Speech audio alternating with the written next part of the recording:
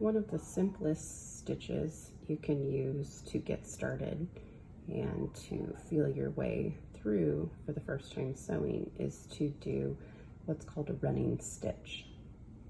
So this is a very, very simple stitch. It's typically not used for construction, but more as a temporary stitch. So if we wanted to mark something with thread, where pencils, markers, chalk didn't work well, you could choose an opposite color thread from your fabric, and you could actually mark the line you need with the thread. You can also temporarily hold things in place so that you can remove your pins. So I'll teach you the running stitch. So I'm right-handed. I'm going to start from the bottom end of my fabric and sew away from me. What I do to start this is I've already threaded my needle, and I've threaded it with a single thread, so there'll be only one thread running through my fabric at a time. My knot is already prepped and tied at the end here, and so I will keep my left hand underneath my fabric, or holding on to my fabric and stabilizing it as my right hand works across. So I'll insert my needle, and then in one motion come right back out again. And this stitch is about a ½ an inch long, no longer than that. Pull. Then I will put about ½ inch space between where I insert my needle again.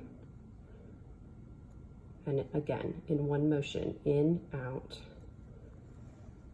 I'll pull that running stitch through. When you feel comfortable doing this, you can take more than one stitch at a time if your needle is long enough to do that.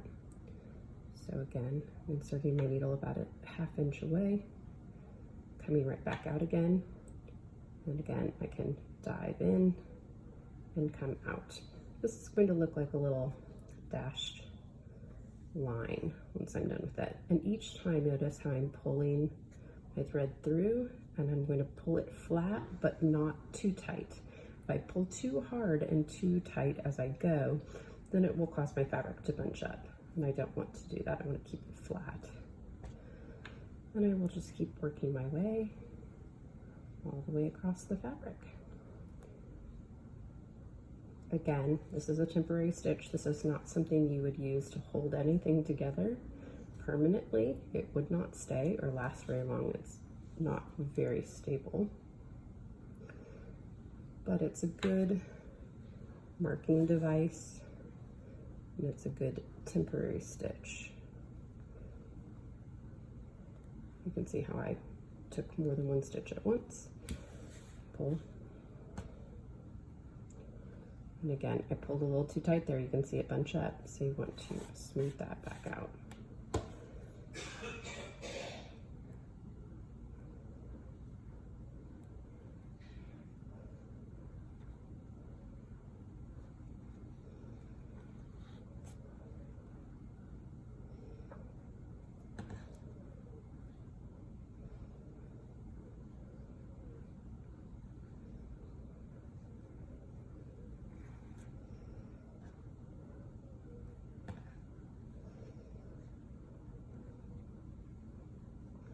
Once I get to the end of my fabric, you can see I've made it all the way to the other side there. I'm going to pull for the last time, make sure it's all flat and even, and then I'm ready to tie another knot. If I don't tie a knot at this end, then this will fall out very, very easily. So this is how I'm going to tie off the end of my stitch. I will look and see right where I ended my stitch, and I will insert my needle and pick up just a few threads, a very, very small amount, if you can see that there. Push my needle through, and then before I pull all the way, I will gently pull just a little bit until I see this loop forming. When that loop is a manageable size, I can put my finger in it like that and hold it. Needle goes in the side of the loop and wraps around Try that one more time. Try to caught. You can see it wrapped there on the needle. So I inserted it in the side of the loop, wrapped it around, twisted it, and then I can pull this all the way flat.